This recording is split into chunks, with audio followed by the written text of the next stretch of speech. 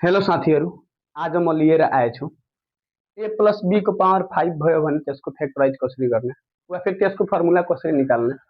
A plus be को power 7 भयो भने त्यसको फ्याक्टराइज कसरी गर्ने। ए प्लस बी को होलको पावर यहाँ 10 होइन 100 पनि भयो भने तपाईँहरू इजी तरिकाले निकाल्न सक्नुहुन्छ। एउटा बुझ्नुभयो भने हामी ए प्लस बी को त होल स्क्वायरको फर्मुला याद गरेछौँ, ए प्लस बी को होल क्यूबको पनि याद गरेछौँ, तर पावर 4 देखि हामी याद गरेको छैनौँ। त्यही भएर यो निकाल्नको लागि एकदम सिम्पल र इजी तरिका छ, त्यो हजुरहरूसित सेयर गर्दैछु। भिडियो अन्तिमसम्म हेर्नु होला, मजाले सिक्नुहुन्छ। यसमा के छ, ए प्लस बी को पावर कति छ, 5 छ। 5 छ मतलब यसमा फ्याक्टर कतिवटा हुन्छ, 6 वटा।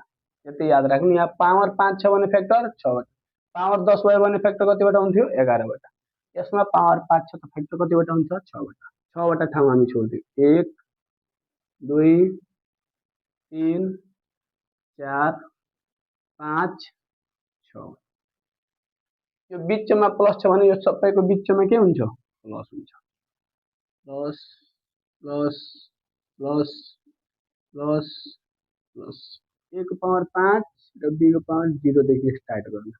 स्टार्टिङ पोइन्ट के हो, यसमा ए को पावर 5 र बी को पावर 0 देखि स्टार्ट गर्ने र ए को पावर अब एउटा घटाउँदै जाने। ए को पावर घटायो भने 4, बी को पावर एउटा बढाउने, 1। ए को पावर घटायो भने 3, बी को पावर बढायो भने 2। ए को पावर घटायो भने 2, बी को पावर बढायो भने 3। ए को पावर घटायो भने 1, बी को पावर बढायो भने 4। ए को पावर घटायो भने 0, बी को पावर बढायो भने 5। अब यसमा नम्बरहरू कति कति हुन्छ त्यो लेख्नको लागि यो गुणनमा नम्बर कति छ, यहाँ अगाडि केही छैन भने के छ, 1 र ए को पावरमा मल्टिप्लाई गरिदिनु।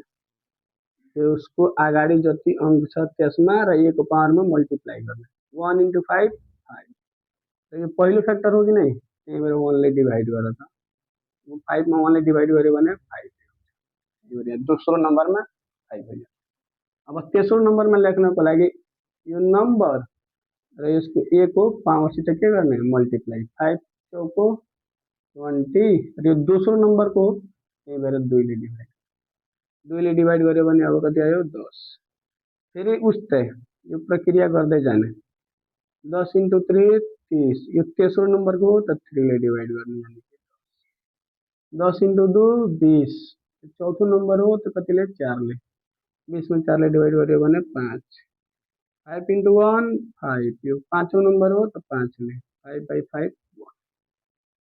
इसको फर्मुला अब सिंपली हामी लेख्न सक्छौं। आइसक्यो हाम्रो फर्मुला के हो, 1 छ भने 1 लेख्न जरुरी छैन। a को पावर 5, b को पावर 0 मतलब 1 लेख्न जरुरी छैन। प्लस 5 a को पावर 4 b को पावर 1 छ मतलब b plus 10 a³ b² plus 10 a² b³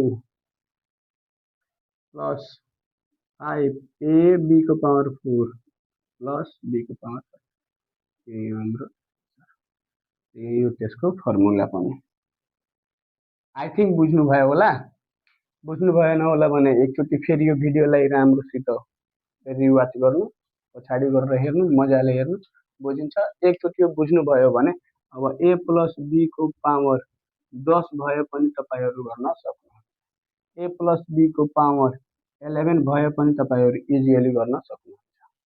हस्, धन्यवाद।